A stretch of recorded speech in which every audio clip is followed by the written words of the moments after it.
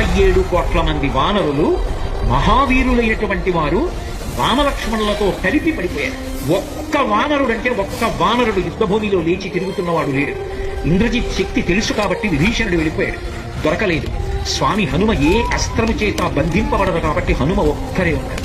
అందరిలో పెద్దవాడు, బ్రహ్మ యొక్క అంశలో వచ్చినవాడు జాంబవంతుడు నేల మీద పడిపోయి ఉన్నాడు. విభీషణుడు కాగడా పట్టుకుని అడిగాడు, తాతా కుశలమేనా అని అడిగాడు. వానరులలో శ్రేష్ఠుడైన హనుమ బ్రతికి ఉన్నారా అని అడిగాడు జాంబవంతుడు. విభీషణుడు అన్నాడు, తాత నువ్వు అడగవలసినది రామలక్ష్మణులు కుశలముగా ఉన్నారా అని అడగాలి. హనుమ కుశలముగా ఉన్నారా అని అడిగారేం తాత అని అడిగారు. మొత్తం వానరులు రామలక్ష్మణులతో కలిసి పడిపోయినా కూడా నష్టం లేదు. హనుమ ఒక్కరు బ్రతికి ఉంటే మళ్ళీ అందరూ బ్రతుకుతారు. అందరూ బ్రతికి ఉన్నా హనుమ ఒక్కరు పడిపోతే బ్రతికి ఉన్న వీళ్ళందరూ పడిపోతారు. అందుకే నేను హనుమ బ్రతికి ఉన్నారా అని అడుగుతున్నాను. వంగి జాంబవంతుడి పాదములు పట్టుకుని తాతా హనుమ నీ కుశలం అడుగుతున్నాడు, నమస్కరించుతున్నాడు అన్నాడు. కైలాసము పక్కన వృషభము అనబడేటటువంటి పర్వతం ఉంది.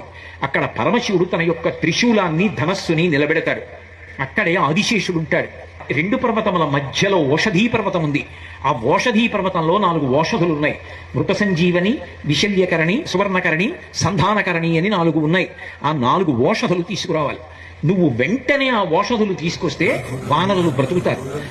బుదుటున బయలుదేరి కైలాస పర్వతం దగ్గరికి వెళ్ళిపోయారు. ఈ స్థానములన్నీ చూశారు. వృషభ పర్వతం దగ్గరికి వెళ్ళారు. 2 పర్వతాల మధ్యలో ఓషధీ పర్వతాన్ని చూశారు. ఓషధీ పర్వతం హనుమ వస్తున్నారు, ఓషధుల్ని తీసుకెళ్లిపోతారని కనపడకుండా వాటిని దాచింది. నా స్వామి అయినటువంటి రామచంద్రమూర్తి కార్యానికి పనికి రాకుండా ఓషధుల్ని దాస్తావానని ఆ సంజీవని పర్వతాన్నంతటినీ పెళ్లగించి చేత్తో పట్టుకుని ఆకాశ మార్గంలో కించిత్ శ్రమ పడకుండా కాంచనలంక ఉన్నటువంటి దక్షిణ తీరానికి చేరి యుద్ధభూమిలో దింపారు.